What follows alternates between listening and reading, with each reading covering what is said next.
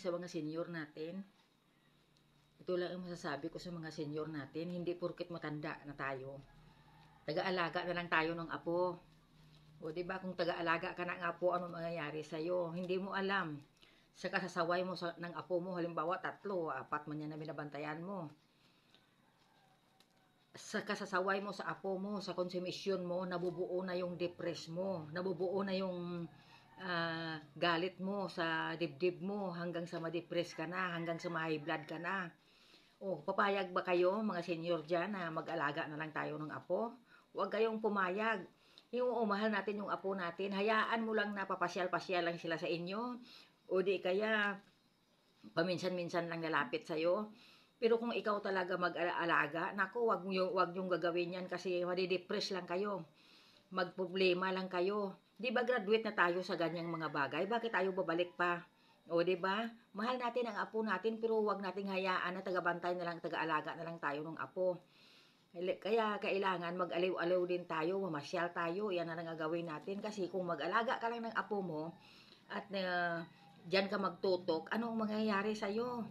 Madugyot ka, hindi ka na nag-ayos sarili mo, hanggang sa unti-unti ka na manghihina, ma-depress ka na, hanggang sa mahiga ka na, hindi ka na makabangon, wala kang pag-asa sa buhay, hindi ka masaya, o ano, yan ang gusto mong mangyaring buhay. Wag. Mag-aliw-aliw tayo, magsaya tayo, pupunta tayo sa mga grupo ng mga senior. May mga sayawan dyan, may mga kasiyahan dyan. Sumali tayo.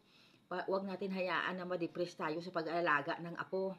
Kasi yung mga apo na yan, mahal natin yan. Kung may pera tayo, kung dumating yung pensyon natin, ang tanggap natin, Jollibee mo. Pasyal mo, bilhan mo ng gusto nila. Pero yung ikaw mag-alaga talaga habang buhay, naku, wag yung gawin, malugmok na lang talaga kayo hanggang sa hintayin niya lang ninyo ang oras ninyo. Di ba? Hintayin na lang ninyo ang oras ninyo talaga pagdating sa mga ganyan. Mahal nating apo natin, mahal natin ang anak natin, pero wag natin ilugmok ang ating sarili sa pag-alaga ng apo. Kasi tandaan ninyo mga senior ha, ito lang sabihin sa iyo based on experience. Kasi kung mag-aliw-aliw kayo tapos sumali ka sa mga boyfriend, naku, babata ka. Hahaba pa ang buhay mo. Kaysa maglugmok ka dyan sa pag-alaga ng apo mo.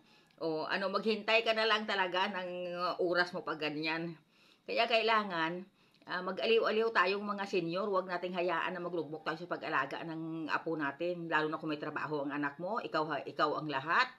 Ikaw mag-alaga lahat sa 3 apo mo, kung 4 o ilan man yan, tapos maglalaba ka pa, magluluto ka pa, naku!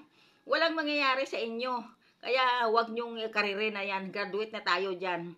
Ang gagawin natin, magpapasyal-pasyal na lang tayo, pupunta sa mall, bibili ng gusto natin, pag dumating yung pensyon natin, kung may pensyon ka, kumain sa labas ng mga kasamahan mo mga senior. Sumama ka sa mga senior, lahat yan, may mga boyfriend yan, kahit sabihin mo mga senior yan.